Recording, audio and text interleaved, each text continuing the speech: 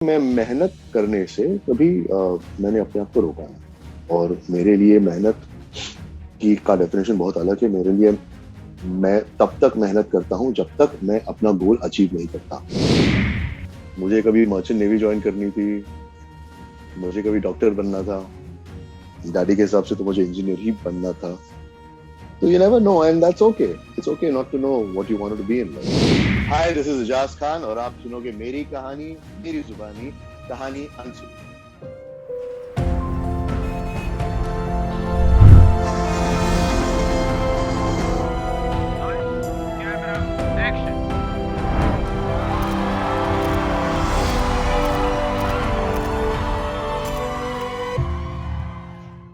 So Ijaz, welcome to Tele Masala.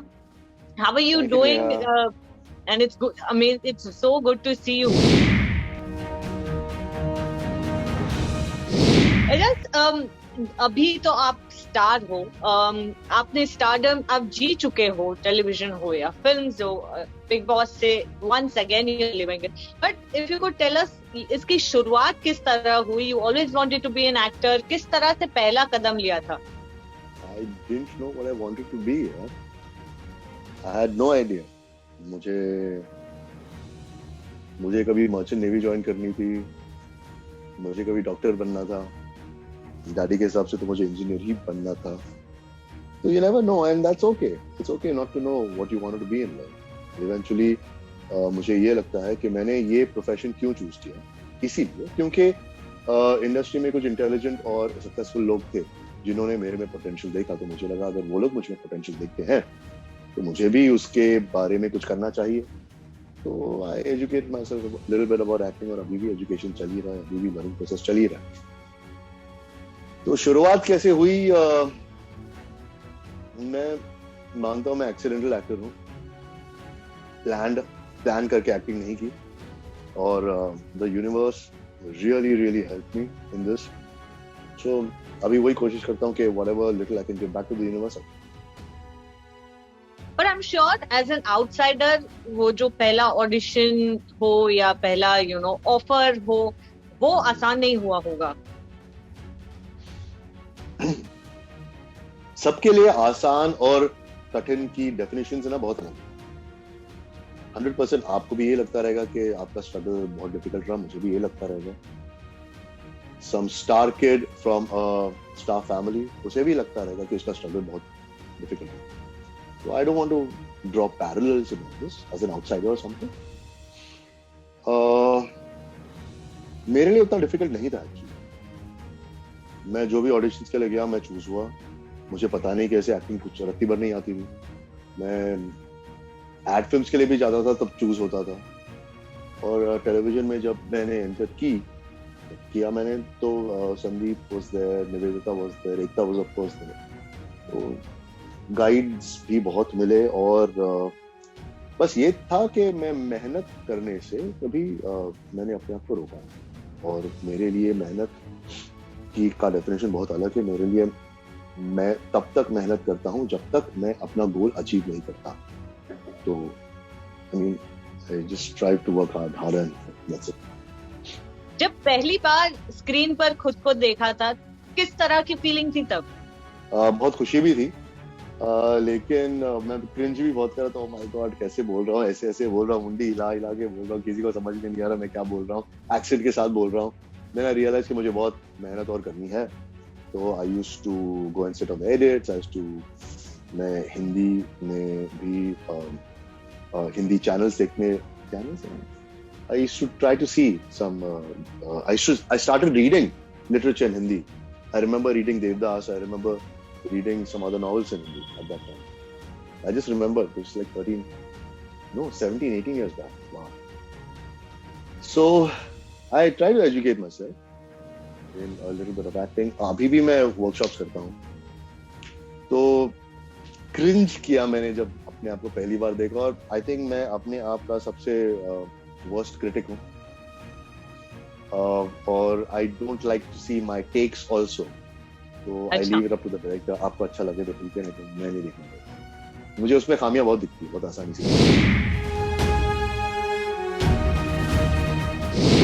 Films and television Ejaz, you've done both. तो आपके लिए कहीं ना कहीं ऐसे कभी हुआ है कि you are a television actor, या कभी स्टीरियोटाइप हुए हो? कितना चैलेंजिंग था आपके लिए दोनों मीडियम में इक्वल स्टारडम मिलना? I think every day, whatever situation you are in, it comes up with its own challenges. तो जब मैं टेलीविजन में था, मेरा सबसे बड़ा चैलेंज ये था कि I couldn't speak हिंदी. मैं हिंदी में ना सोचता था ना बोल सकता. तो वो माइंडसेट ये था कि मैं एड फिल्म्स करके आया हूँ, मॉडल हूँ, तो ये एक्टिंग क्या करें. फिर टेलीविजन से when I did some films, तो लोग ये परसेप्शन था कि यार टीवी एक्टर्स ओवर एक्टिंग करते हैं और फिल्म में सक्सेसफुल नहीं हो सकते. टीवी एक्टर्स को कोई लॉन्च भी नहीं करता था. तो फिल्म्स और टेलीविजन जब किया, तो बाद में अभी वेब में जब आए, तो ओटीटी पोर्टल्स पे बहुत एक रियलिस्टिक एक्टिंग करनी पड़ती है. You can't really act, you have to stop acting. तो वो अलग से एक परसेप्शन बन जाता है, challenge. I think end of the day acting है यार. इतना कुछ रॉकेट साइंस तो है नहीं. आप if you feel real emotion, तो आप उसे पोर्ट्रे कर सकते हो. Can be as simple as that, और can be as simple as living the character for 3 months and then coming and portraying it on screen, getting into method completely. So I pick and choose my tools according to the role, and I think I like the process more than the journey. I think okay. I like the process more than the destination. How have you faced rejections, Ajaz, if you could tell us? By accepting it. You can't win everything. You can't please everyone. अगर मैं I go back to the Big Boss house and I talk about it, कि वहाँ अगर मैंने क्या सीखा, तो you can't win every day, and you have to let go of it, and you have to come back and focus on the moment right now. All you have is right now. आप उस पर focus करके you can try to do your best. The rejection बहुत strong word है. उसके mental connotations बहुत अलग होते हैं. It can lead to anxiety and everything. So I try not to use such negative terms in my life. I try to see it as a challenge that I need to go through. ठीक है, यहाँ क्या हुआ? यहाँ I did not land the role. Why I didn't? I try to work on that. Try to understand that. And also सबसे बड़ी बात है, you have to accept it. You can't win everything. You can't please everyone. It's as simple as that. But आप इतना आसान रहा था तब जब आप you were on your peak, and जब ऐसे एंड मोमेंट कभी पता चले कि आपको रिप्लेस किया गया है, या कहीं ना किसी वजह से आप शो नहीं कर रहे हो या फिल्म नहीं कर रहे हो. Okay, I'll go back to my immediate example. I was supposed to go back to the Big Boss house, right? On the 6th. But I couldn't go in. How did I deal with it? Terribly. इतनी ज्ञान की बात करके भी I dealt with it in a very bad way. I got angry first. I was like, मेरे साथ ऐसे कैसे हो सकता है? You start feeling like a victim. Then your ego kicks in. कि I don't want to get into that. मैं psychology में बहुत घुस सकता हूँ. खाली मैं ये कहना चाहता हूँ कि इतना ज्ञान देके भी I dealt with it in a very very bad way. But eventually you have to accept it कि आपके हिस्से में जो था वो आपको मिल गया, जो आपको नहीं मिला वो आपके नसीब में हिस्से में नहीं. So I have kind of become that person. It's okay. होता है. And more often than not, I'm very comfortable in my skin. The space I am in, I'm very comfortable. I'm okay with what I am. और वैसे भी न मेरी चादर उतनी लंबी है, न मेरे पैर उतने लंबे हैं. Okay. That's lovely. Last time, exactly एक साल पहले जब हमने बात की थी, you'd spoken about depression. बहुत कम लोग तब तक डिप्रेशन की बातें. लास्ट एक साल में हम देख रहे हैं मेंटल हेल्थ की बहुत सारी बातें हो रही है सोशल मीडिया पर. Your take on it? देखिए, I am one of the privileged few who can afford therapy. I'm sure there are 98% or exactly. Was 99% my of the next people who question. cannot afford Right. therapy. Unfortunately, I think we should have a therapist in school. सबसे ज़्यादा mental strain students को होता है. They have to bear the brunt of it because they are not even equipped as children, right? How do I deal with it? I have started therapy again. I go and talk to my therapist. I talk about my feelings. I try to get in touch with my authentic self. I try not to lie to myself. I don't betray my emotions. And this happens once you start understanding yourself, once you start understanding psychology, once you start understanding your childhood. ये बहुत time के बाद होता है. सो अगर जो भी ये देख रहे हैं, impressionable minds देख रहे हैं. I'm 45. अभी भी मैं सारी गलतियां करता हूं जो आप सब करते हैं. तो ये नहीं है कि I am in a better space to understand myself. But it's an ongoing challenge every day. So please, at least now people have started talking about mental health without the stigma attached to it. So बहुत बड़ा achievement मैं वही मानता हूँ कि people are coming forward and talking about it. How do I deal with it? आपको कब लगा that you need to go to a therapist? तब तक शायद अरे मुझे नहीं लगा था. मुझे 5-6 साल पहले जब मैं पहली बार थेरेपिस्ट के लिए गया था, मुझे लगा था पागल लोग जाते हैं. मुझे कोई बोल रहा है जाने के लिए, मैं क्यों जाऊं? तुम जाओ यार, वो प्रॉब्लम है. वो बहुत गलत परसेप्शन है. एक हम दोस्तों से बात करते हैं, फैमिली मेंबर से बात करते हैं, लेकिन बहुत फ्यू लकी होते हैं जिनको सही एडवाइस मिलती है. I think a therapist is equipped to give you the right advice and to guide you. So if you can afford it, please go ahead and get that done. It will really, really help you living an enriched and a full life. So Ajaz, now talking about relationship and marriage, you are in a happy space and we are equally happy for you.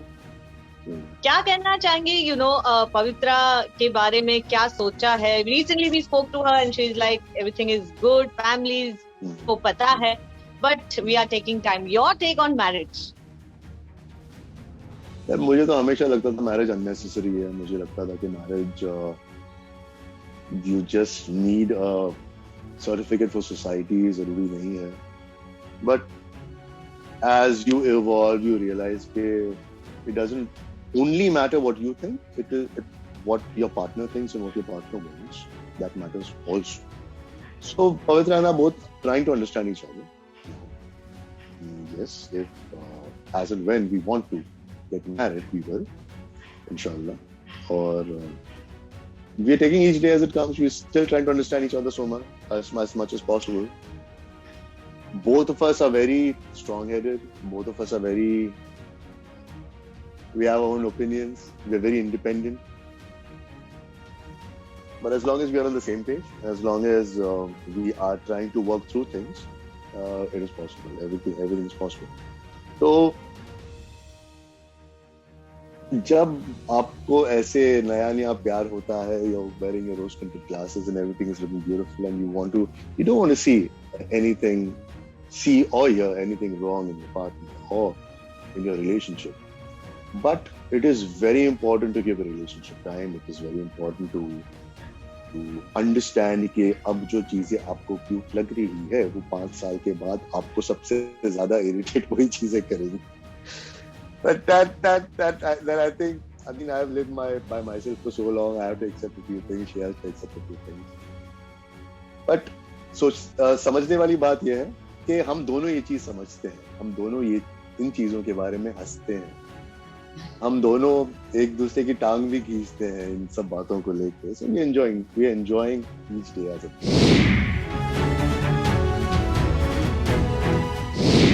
Ajaz, Bigg Boss के पहले you took a break and and nature की तरफ खुद को dedicate किया था. उस break के बारे में कुछ बताना चाहेंगे?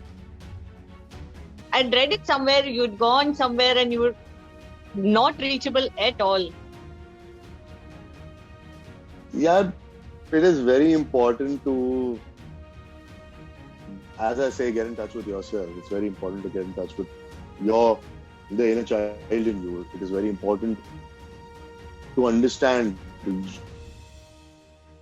कि एजाज खान की growth क्या है. You know, that small voice in our head, sometimes it's not your voice, it's your parents' voice, it's the audience perception of you. So you tend to feel that you are that little hamster in that wheel and you're running, but you're not getting anywhere. You have to stop it sometimes. You have to take a break. So I keep taking breaks like that. Sometimes if I don't feel like working, I am privileged and happy, and God's been very kind that I can take that break. So abhi bhi hoga. I feel like getting off social media sometimes. I feel like going camping sometimes. I feel like going out of town and not being in touch with anyone. I like my own time. I like my me time, healing time. And once you're comfortable with yourself, you become a very dangerous human being. You don't need anything. You don't need anyone. And people are very worried about that. They get worried. How come you don't need anything? You don't need me. You don't need these trappings that come with society. But I think I have evolved enough to understand that to be comfortable with the world, you have to be comfortable with yourself. To love the world, you have to love yourself. To be happy with the world, you have to be happy with yourself. So I try to get myself healing time and me time as much as possible. Yes, for sure. आने वाले projects को लेकर अपने fans को कहना चाहेंगे कुछ Ejaz? Oh, I can't wait for City of Dreams 2 to come out. I can't wait for my next project to start. I haven't signed on it, and the production house will announce it as and when they can. Pavitra and I are still looking at some projects that we can do together. It will be exciting for the audience as well as for us. So we're looking into that. But as of now, I can only talk about City of Dreams. I can't talk about anything else. But fingers crossed, good news very soon.